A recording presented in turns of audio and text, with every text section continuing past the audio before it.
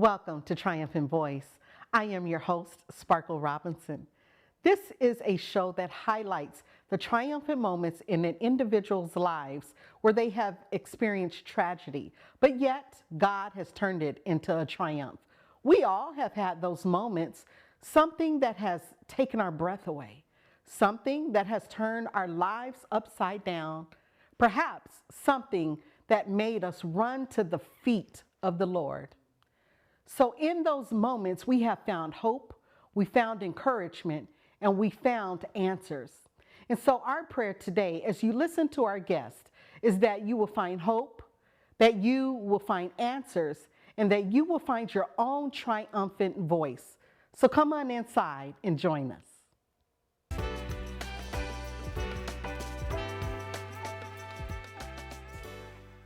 Today's guest is no stranger to tragedy, hard times, or despair.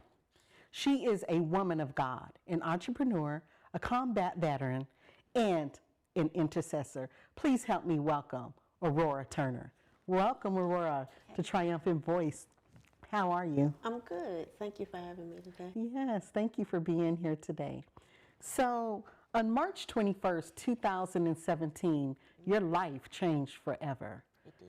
And something happened that day that would forever make you just know that God was there with you and to be able to empower others. Tell us what happened.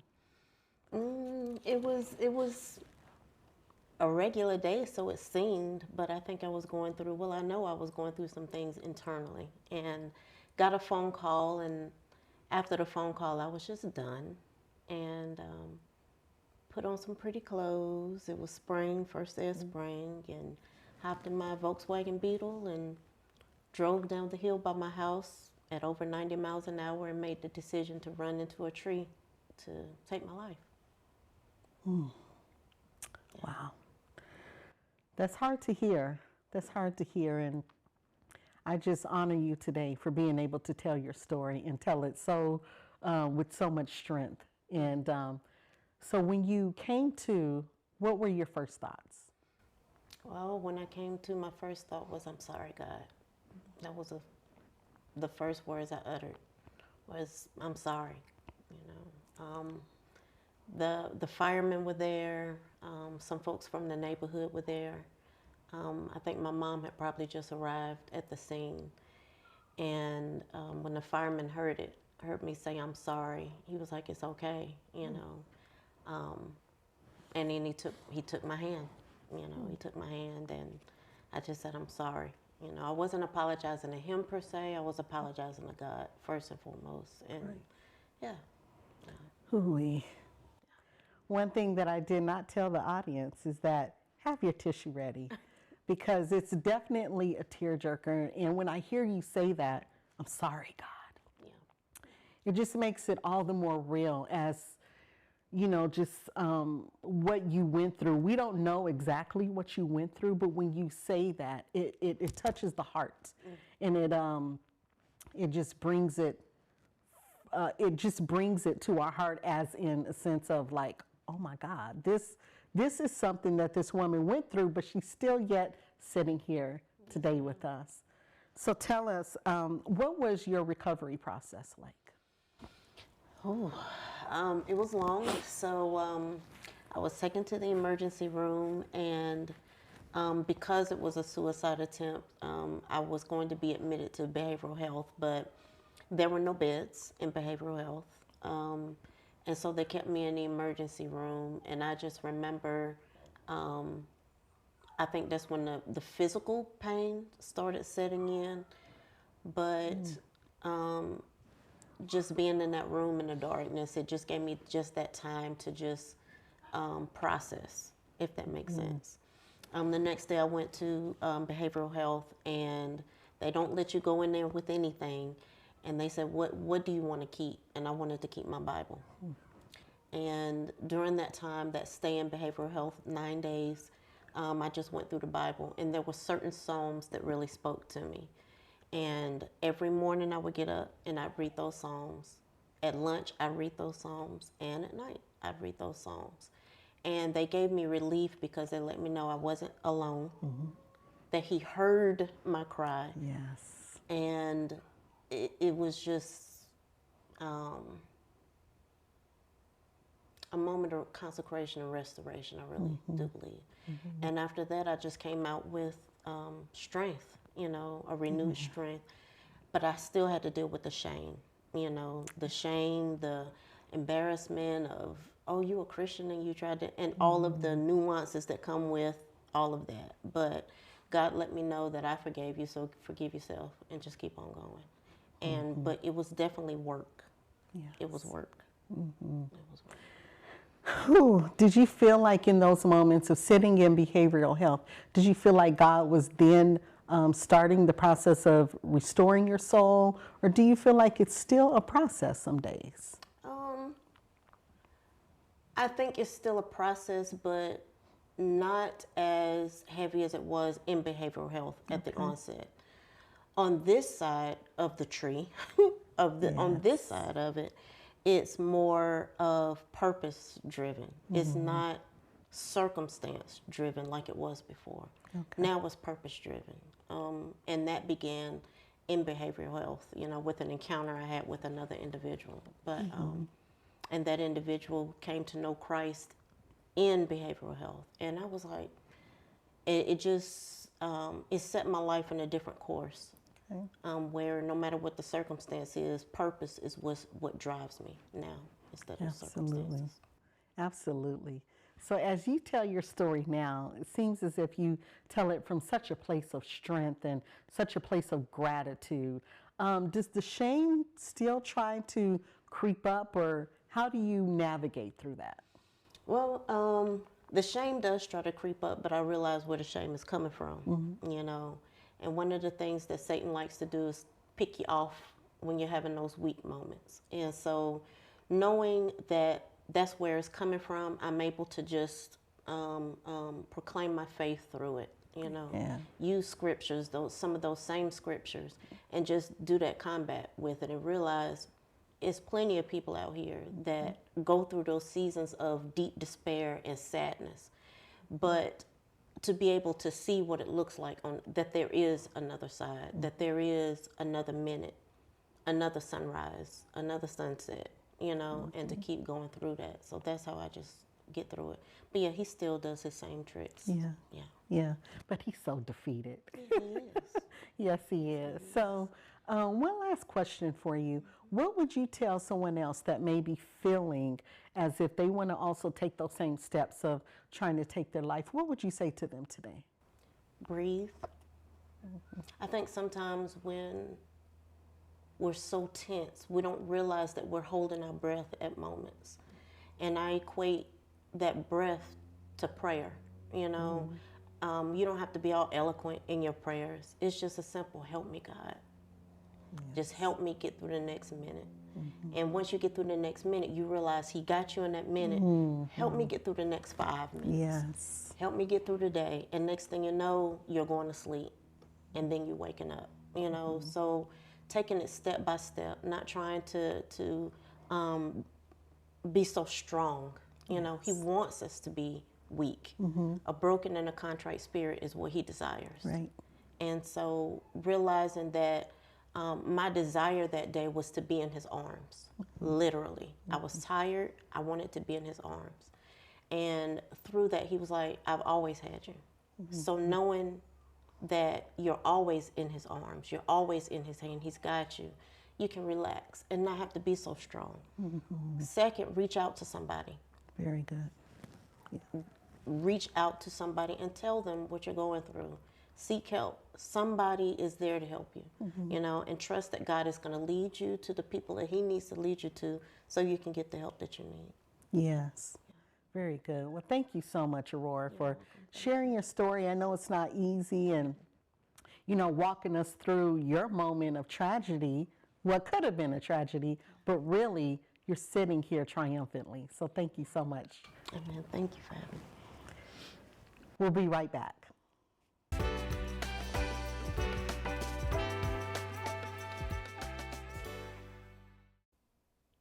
Welcome back to Triumphant Voice. I am your host, Sparkle Robinson. During this segment, we will speak with Dr. Nia Henderson, and she will give us her therapeutic insight. Help us welcome Dr. Nia. Welcome, Dr. Nia. How are Thank you? you. I'm doing well. Thank you. I'm so glad you're here today. So tell us a little bit about yourself and your background. Okay, so I am a licensed clinical social worker and I'm the owner of a company, Spirit Counseling and Consulting. And we are a mental health training and consulting firm and we do counseling. And of course, I'm a believer. And so just integrating that health and healing is our portion as believers. Very nice. I love it. Love it. So, as you were hearing Aurora's story, her story from tragedy to triumph, what were some of your thoughts? Yeah, so a few things stuck out. Two words that really resonated: despair and fatigue. And so in your story, Aurora, you shared essentially like whenever Sparkle was asking you, how did you feel? Like, even how did you feel as you were kind of coming to yourself in that healing recovery process? You mentioned despair. And despair is the loss of hope. And that is something that anybody can experience, right? Like sometimes we think of suicide, it's a big word. It's like, I've never felt like that. But if you've lost hope and you've experienced despair, then one of the outcomes from that really can lead to suicide, right? So that's one of the things that stuck out. Also, the sense of feeling tired, of just fatigue. And you know, you can feel tired in leading, like leading your home, leading your family, leading your ministry, and just feeling like, I want to rest. Like, I want to rest. And so in that, again, for me, what stuck out was like a solution to your problem, essentially. It wasn't like a desired solution. It wasn't a healthy solution, but it wasn't coming from this thing that I think sometimes we characterize as, oh, you're just bad, evil, you know, things like that. No, despair, loss of hope, and then that feeling of fatigue. Excellent. Excellent. So, what would you say to people that are feeling that way, despair and fatigued and just feeling like they have no support? What would you say to them? So, Aurora, when you were talking about like advice that you would give to people who may be experiencing similar things, and one of the things you mentioned was reaching out. And what I heard in my spirit was reaching in, meaning for those of us, we know somebody has gone through a battle where they have lost, let's say, a loved one, a job, a change of income. So maybe they could be experiencing despair. You need to reach out. Like, we need to reach into the people in our lives. You know, somebody is leading, they're leading well, but could it be that they're fatigued as well? You know what I mean? Like, let's kind of make that normal, right? And so identifying those things. I just think we need to pay more attention to the people around us who are in our lives in general. Speaking of that, what are some signs of depression, or maybe some signs of maybe somebody is thinking about committing suicide? What are those things that we should be looking for? Well, so going back to when you have knowledge of just different events that are happening, even if it seems that, okay, you got it under control, you're so strong, I haven't heard you say XYZ, let's still check in. And when I say events, again, divorce, separation, you move, there's been a job loss, a job change. And it's not because maybe that person is experiencing it, but it's opportunity for different weights to come in. Okay. And then there is, you know, depression. And sometimes people can experience depression, and that can look like just a loss of motivation or still carrying out routines, but there seems to be like an emptiness or a blankness in it. And again, I want to emphasize that we can function with stuff, because sometimes we're thinking, well, I just saw them, they're still showing up. Yeah, but are they showing up as themselves? And when you notice something, could it be the Holy Spirit is highlighting it for you to see it? And so those are things to intervene. And then, of course, like more obvious stuff, giving things away that are valuable. Even sometimes like that sense of maybe somebody has kind of been more flat, and then all of a sudden there's this renewed energy, there's an outlook. Well, maybe now I'm feeling hopeful because I have a solution to my problem of despair. Yeah. That Wow. elation. Mm-hmm. What would you say? I said that elation. Just elated. Mm-hmm. Wow. I never looked at it like that, but it makes sense, because they're like, okay, I have a solution and I'm going to make sure that I follow through on this solution. And wow. Okay. So in regards to families coming around this particular individual, what is the type of support that families can give for someone that has gone through what Aurora has gone through? Yeah, I definitely think having a openness of we're not condemning you, we're not judging you, we want to help support you in your lifestyle and what you need, right? But then also to even addressing what is our family history? Has anyone in our family experienced suicidal thoughts or actually attempted to end their lives themselves? Is there a family history of depression? I think this is particularly relevant in Black families where we just don't talk a lot about us, talk a lot about things that have occurred. So with family support, again, helping people get back into their daily routines, but also confessing what's in that family line. That's very good. Thank you for just giving us those nuggets of wisdom and things to look for and how to support and all of that. So thank you, Dr. Nia, so You're much. welcome. So how can someone get in touch with you if they wanted to talk further about what they're going through or what a family member has gone through? So you can contact me on my website, which is www.spiritcounselingllc.com, or send us an email at services@spiritcounselingllc.com. Well, thank you so much. And again, Aurora, thank you for being here. Both of you have just blessed our time today and given some hope prayerfully to our guests or to our viewers. And so thank you so much. Well, thank you so much for tuning in to Triumphant Voice. We'll be right back.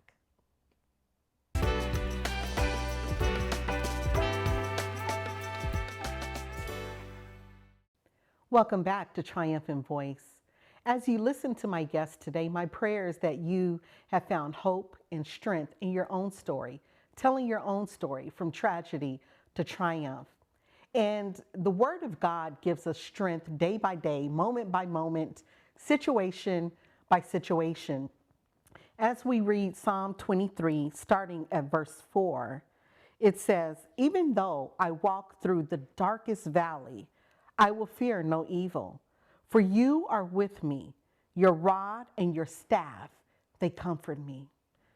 We're going to walk through some very dark valleys.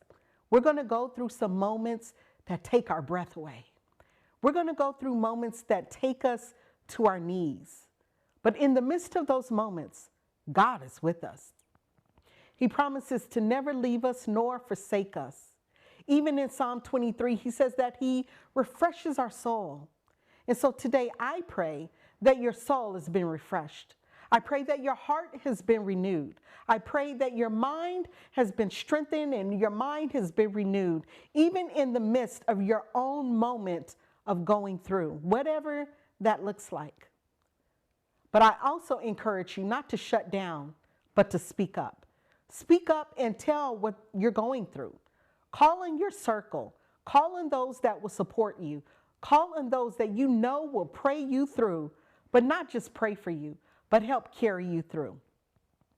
And so today, as you listened, make sure that you call upon God in the midst of your darkest moment. He is there. He promises again never to let you go. This has been your triumphant moment. God bless you. And remember always, go for your God-given destiny.